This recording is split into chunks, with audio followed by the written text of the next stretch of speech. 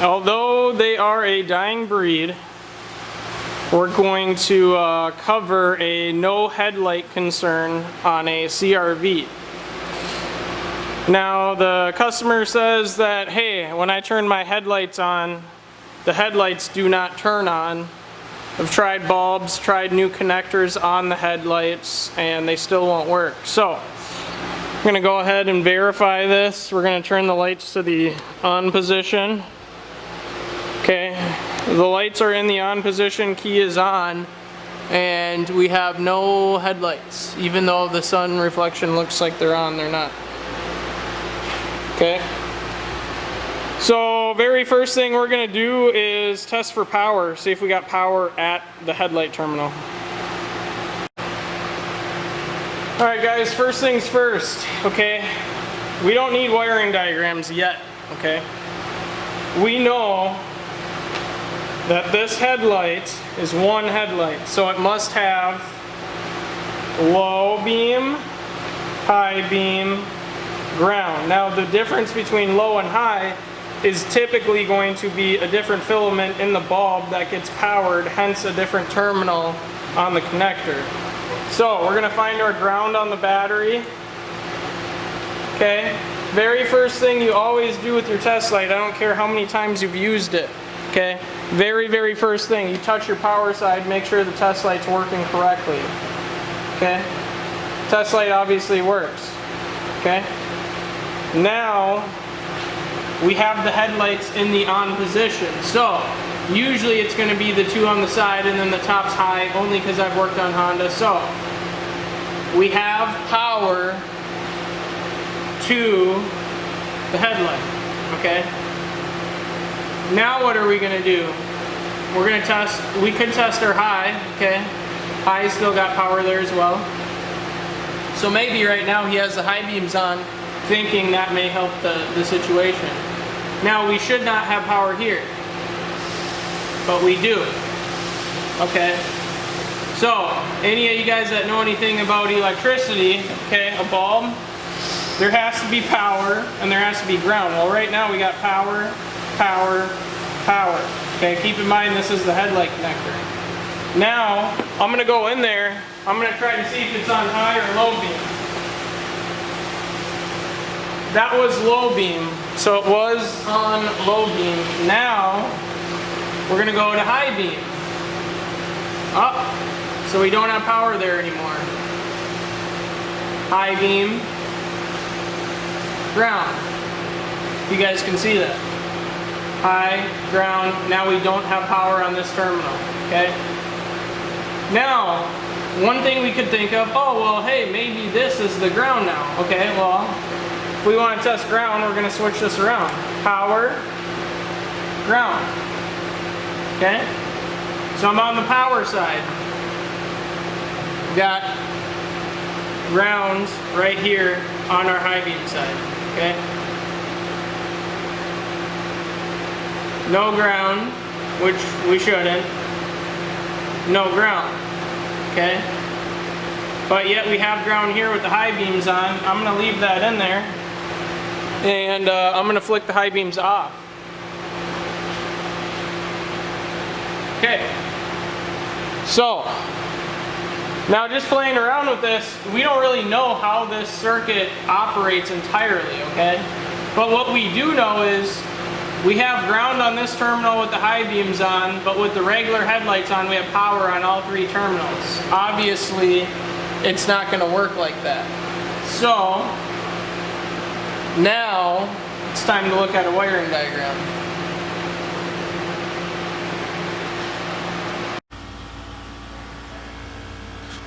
Okay, so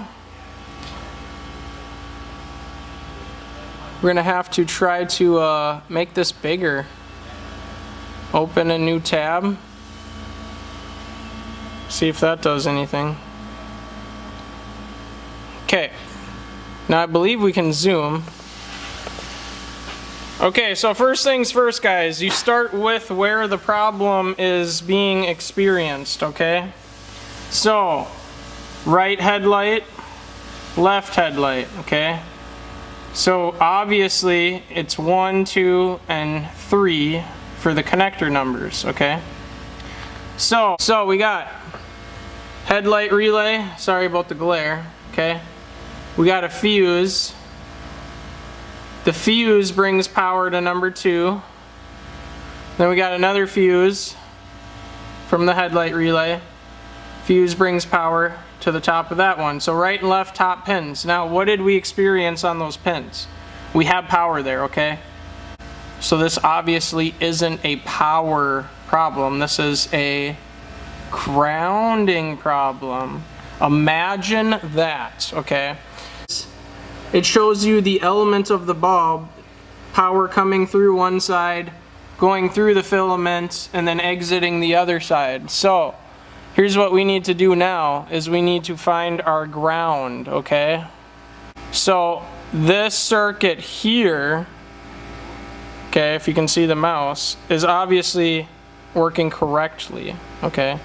So now what we need to find is where do we ground, okay? So this says under dash fuse relay box, okay? So now one thing you'll see is this splice here where we just talked about the high beam indicator works. It shows that it's connected through the junction box to this side as well, okay? Now, so we got the top connector on each headlight shown here and here. Those are hot at all times, fuse 15, fuse 17, okay? We had power all the time in both places, okay? We're not worried about that.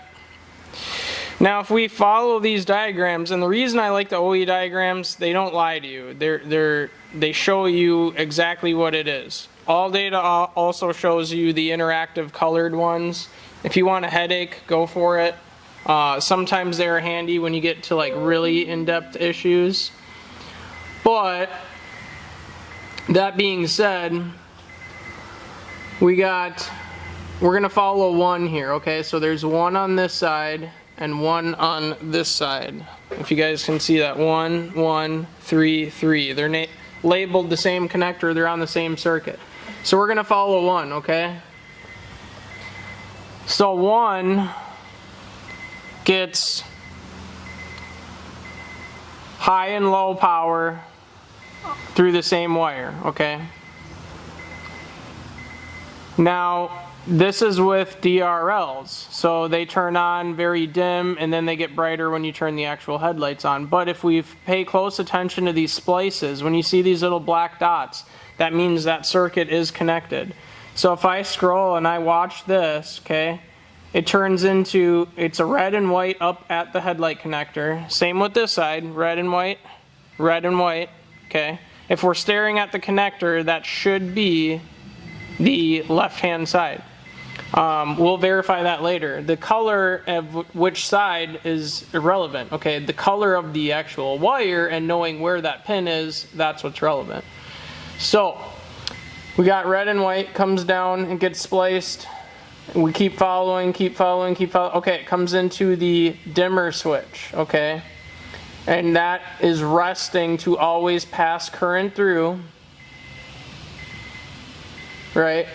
Now this whole piece on the bottom, okay, is our headlight switch. This is what they call the multiplex. I worked for Honda. It's basically a fancy version of the underhood fuse dash / body control module. Anyways, so we follow this wire, okay? It has a splice here and it's spliced in to the other side as well, comes back. So if we look at the circuit as a whole, and it's hard to see on the screen, but both of those two pins are not controlled specifically through the underdash fuse box. They are all passed through into the combination switch. So we got to do what's called logical thinking here, okay? Now if we know we have power where we want to have power, okay, and we don't have a ground and instead we have power on the ground, what is a very likely thing that could happen, okay? Now, from being a mechanic / technician, I can tell you this, okay? I can go through and I can trace each pin and I can back probe it and I can try to figure out where I have power, where I have grounds, the whole works. But guess what? We got to think about this more simply. We're not here to spend hours and hours and show you exactly how the lighting system works. We're here to use critical thinking and speed up our diagnostic process, okay? So we know we had power on all 3 of those pins, both sides, okay? Power is not the issue, ground is the issue. Now, where do the grounds come from? Well, if we scroll down, well, I'm trying to scroll, there we go. If we scroll down, okay, this whole multifunction switch gets grounded at G401, okay? Now, the flash to pass is hooked up to that, the dimmer switch is hooked up to that, the headlight switch is hooked up to that, okay? That is the grounds for the entire combination switch, for the circuit, for the high beams, low beams, dimmer, and the flash to pass. Now, we know we don't have high beams. We know we don't have flash to pass. Well, I checked it, okay? And the dimmer function and the dash all works specifically well. When you turn the headlight switch to the on position, there are dash lights on the dash, and I'm going to show you that in a minute. So, is this ground our problem? Are we going to try to trace down G401? Absolutely not. I know that ground's working, otherwise the dimmer wouldn't work and the whole multifunction switch wouldn't work, because that is the ground for the combination light switch, okay? Now what we could have is internally in the light switch, we could have contacts that are broken or that are what's called a short to power, where the side that gets grounded inside the switch is now actually receiving the same 12 volt reference that the 12 volt side of it is. So here's what we're going to do. We're actually going to, excuse me here, we're going to skip this whole ordeal completely, okay? We looked at the wiring diagram, we got some good ideas, okay? Now if you don't have an electrical background, you don't know how this stuff works, looking at a wiring diagram probably isn't going to help you, because you have to understand current, power flow, voltage, grounds, etc. So, I know this ground works, okay? Not worried about that. But within the combination switch, is it possible that a contact has broke, opened up, melted, separated to the point of which now it is passing voltage through the ground side, hence not turning the headlights on? Absolutely, okay? Now, I got a little spoiler for you guys, okay? I know these CRVs have multifunction switch issues, okay? I worked for Honda, little spoiler, sorry. But I could get really in depth in it. I could even chuck a part at it that I am pretty sure would fix it. And what that part is the harness that goes from the combination switch to the multiplex unit, I guess is what we would call. But I'm not certain. I want to figure it out with you guys. So what I'm going to do is I'm going to hop out of this wiring diagram, if we can find the back button here. Oh, here we go. All right, we're going to hop out of here and we're going to go to multifunction switch. Specifically, what I want to know is I want to know the pinout for the multifunction. So, look at this. Shows you right here. Combination light switch. Gray. Oh, I don't know why it says gray, but in steering column cover on dashboard wire harness B. So, anyways, as you can see, it gives you what you're supposed to, what each pin does on that actual connector. Okay, well, shows you how to get to it. Okay, so the connector obviously plugs into the back side of the multifunction switch. Now look at that. That tells us where the power is and isn't supposed to be. So, you guys, I will kind of walk you through this, but I think what we're going to do first is we are going to get access to the multifunction switch, because there's no use in studying this if we don't have access to the connector to walk over there each time and test it. Alright guys, I'm going to apologize in advance about the Honda's design to do a worse of a dinging than GM's even, which it's hard to beat, but anyways, gotta pull this shroud off. There is a screw on the back here, Phillips, screw on the left side and the right side, okay? What you're gonna do is you're gonna remove all those screws, and then you're gonna wiggle a little bit. Helps if you drop this down. Then you're going to get a trim tool, and you're going to separate the trim panel here. So this has to be all the way up. Gonna work at it a little bit, finesse on it. Now I actually am gonna go need to get a trim tool. This one probably hasn't been apart many times, because the ones we were doing recalls on usually came right apart.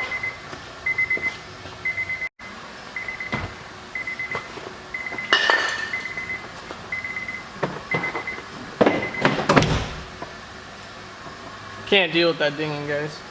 Alright, trim panel loose. Now, I said relax the steering wheel. We're going to pull this all the way down, and then we're going to pull this up. Cool, cool. Now we have access to the connector, as you guys can see right here. Okay. Now, I tell you what would be nice. What would be nice is if you could pull the steering wheel back, but you can't on the base model CRVs, which is very inconvenient. But nonetheless, we have access to our connector, which is right here. Okay. So what we're probably going to want to do, well, the first thing you want to do, actually, let me pause, is kind of do a little bit of inspection, intermittent inspection, okay? Now, guess what, guys? Me just taking a look at this, okay? And I know, you know, I mentioned earlier, oh, I think I know it's the harness. Well, I'm going to show you guys why, okay? I'm going to set this right here. I'm going to take you guys off your stand. Okay. Now, before we go crazy and we start taking wires apart and doing all that kind of fun stuff, we're going to do visual inspection. This is where most of you guys need to build some skills, to say that nicely, okay? And I'm not saying I'm the best guy in the world about it, okay? But I'm saying as the years go on, as I get more and more educated, I realize your eyes are a very powerful tool. So, if you guys can see this, and maybe not because it's going to be hard with the light angle, but when I started moving this around, I felt it was really, really crusty, okay? And so, I'm going to try to get you guys in there. I don't know if you guys can see this. Okay, yeah, you can see it. Okay, see how that kind of looks burnt? You guys see that? And I know this is not ideal lighting, but, okay, see that green wire there? Well, maybe you can't see the green wire. Anyways, that green wire is not only burnt, but it looks like most, you know what? That was bare wire. I just broke it with my finger touching it. You guys see that?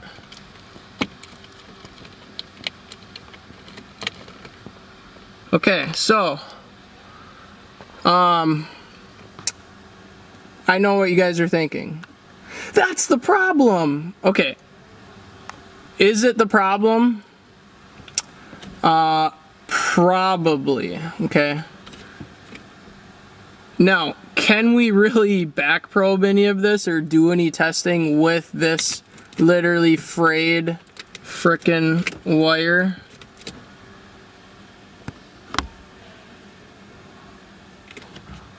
I'm trying to get you guys to be able, okay, now you can see it. Cool.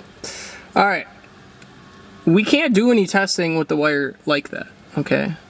So obviously this needs to be addressed before we go any further. Now, am I fairly confident when we replace or repair the wires on this harness that his problem solved?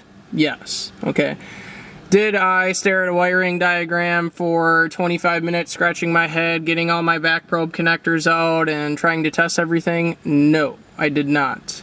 And that is the main goal, you guys. The main goal is to figure it out as fast as possible. Now, yes, a lot of this stuff, you know, I do for you guys and I do on this channel.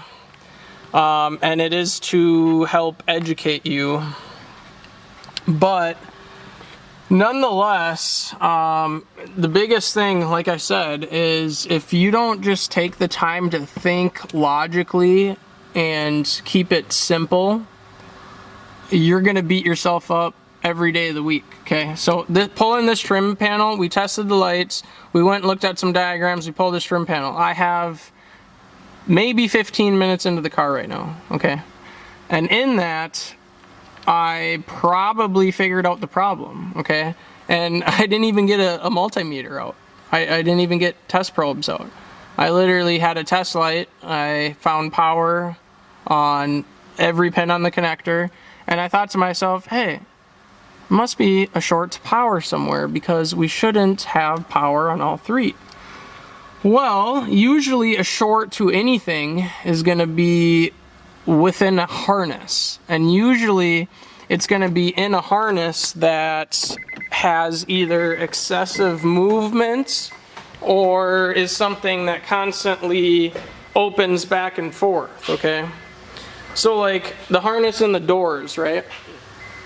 Those oftentimes can, like, the windows will stop working, or we'll have intermittent electrical issues that, you know, some of the basis of that electrical issue comes through the door. Well, you know, how many times do you open and close your doors? I mean, there's a wire harness loom between most of the doors, and they open, close, open, close, open, close. Well, those wires move back and forth, you know, 1,000, 2,000 times. They get some wear on them. So, do we really need this? No, but I am going to leave it up because the wire, I'm going to start pulling that harness apart. I'm going to figure out if this is something we can repair or if it needs a new harness. It kind of, to me, looks like it's just going to need a new harness, but I'll show you guys in the next clip. Alright guys, so here's what I found. I found basically some wire. Now you can see it. Just some corroded wire. You can tell by all the green. And then what we have here, okay, I unwrapped all the tape, took everything off. I'll get it in the light here. We have bare wires that were twisted together and electrical taped to what appears to be the end of this one right here, okay? Now here's the thing, this at one point was red and white, okay? Now it's now like maroon and yellow, and the reason is it's been superheated, okay? This one can show you the original color, which is red and white, okay? You guys picking up all that? So, this was taped to this wire up here. They were twisted together and taped, okay? Now, was that during the recall? I'm not sure, but not great craftsmanship on whoever attempted to do that. Anyways, here's the deal. We know red and white. We know it's wire. We know it's corroded. We know it's broken. We know it broke apart from this wire because that's a wire that broke that was in this tape bundle when I took it apart, okay? Now, as you can see, this is the connector side, okay? And this is the harness side that goes to the multiplex, okay? So obviously, it would make sense that the connector side, this, would connect to that. But don't ever just touch wires together, guys. Please don't do it like that, okay? You can, I'm not even going to get into all the things that can happen if you're just touching wires together that you don't know what they do, especially ones that run into a body control module. So don't do that, okay? Now here's what we're going to do. You guys are watching with me, okay? I'm diagnosing as you guys are watching. So what are we going to do? We're going to go and we're going to say, hey, we know we got red and white. What does red and white do? Snap on for life, guys. All right, anyways, we're going to go to the computer here and we're going to look at our pinout again, okay? Now, what do we see on 6? Canada, red and yellow. USA, red and white. What does it say there? Headlights. All right, you guys, I'll quit with the fake enthusiasm. Anyways, we're gonna grab the test light. We are going to put it on the ground side now, okay? Okay, it's on the ground side, as you guys can see. Now, I think I have enough to reach. Maybe I might have to rework this. Hold on. Now, keep in mind, guys, grounds are grounds. I could use the body. I like using the actual ground because I know it's an actual ground, okay? You guys, this footage is gonna suck because I'm literally trying to hold the camera and do all this at the same time, okay? So, as you can see here, okay, this wire was corroded. Now there is still wire left though, so I should be able to get a signal from it, okay? So here's what we're gonna do. We're going to plug our harnesses back in because starting a car with loose harnesses is the fastest way to create other problems. To plug this in. Now I got my phone ringing. You kidding me? Okay, so we connected our plug, and I'm gonna grab that call because I think it's one of my customers. All right, so I'm just going to cut in this footage. You guys should know where we are because a second ago I was just showing you I was connecting that connector. So what we're gonna do is, as you can see, we have the plugs in, okay?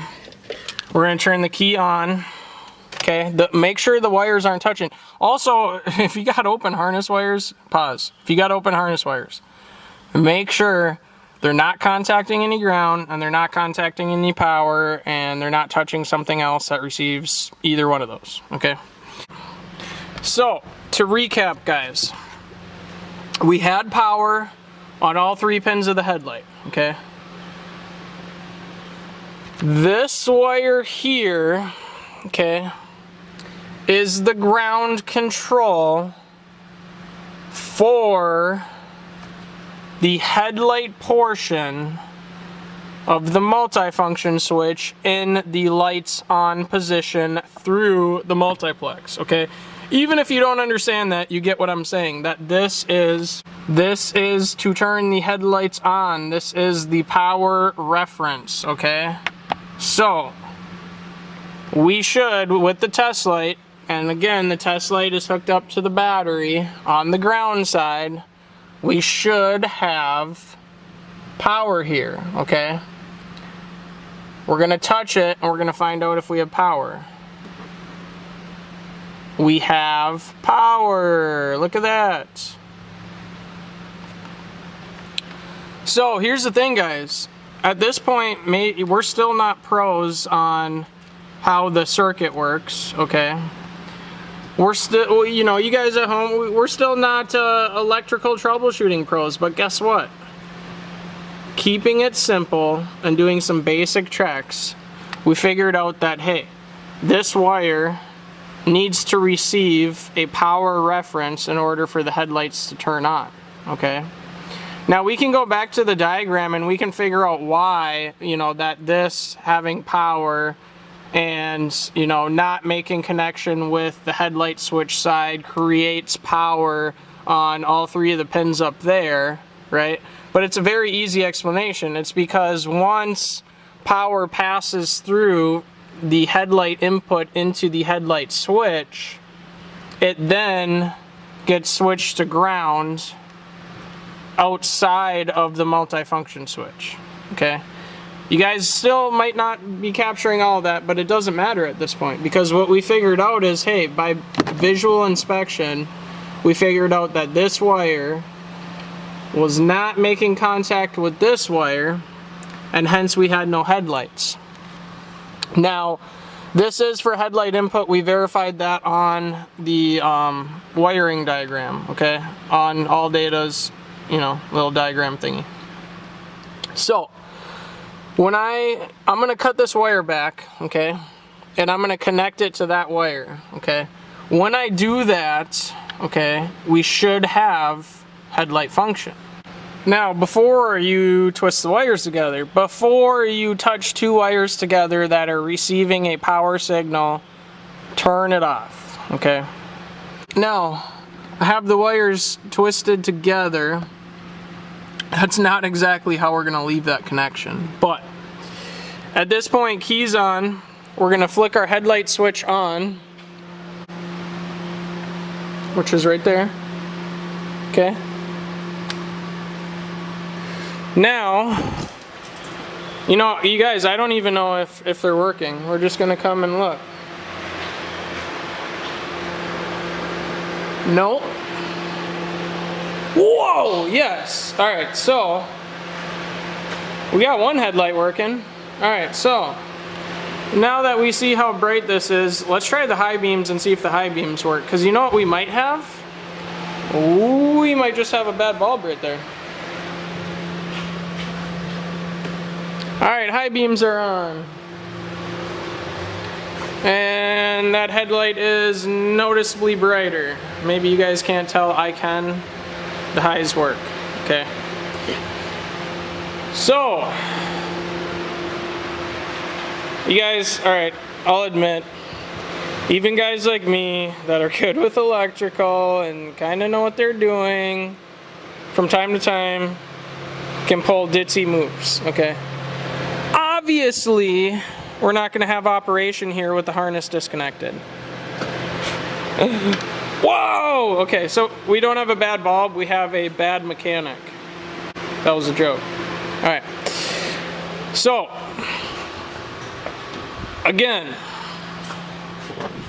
do not, and I don't know like how much I can actually stress this, do not leave that connection like that, okay? That is not how you secure wires together.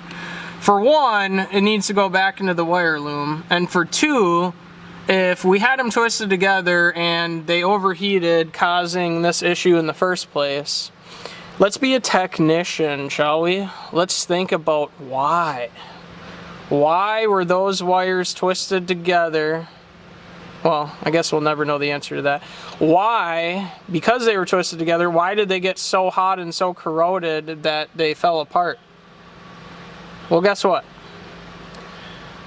Yes, we could take this further. I could start doing current tests on it. I could start tracing the harness down, but here's the thing.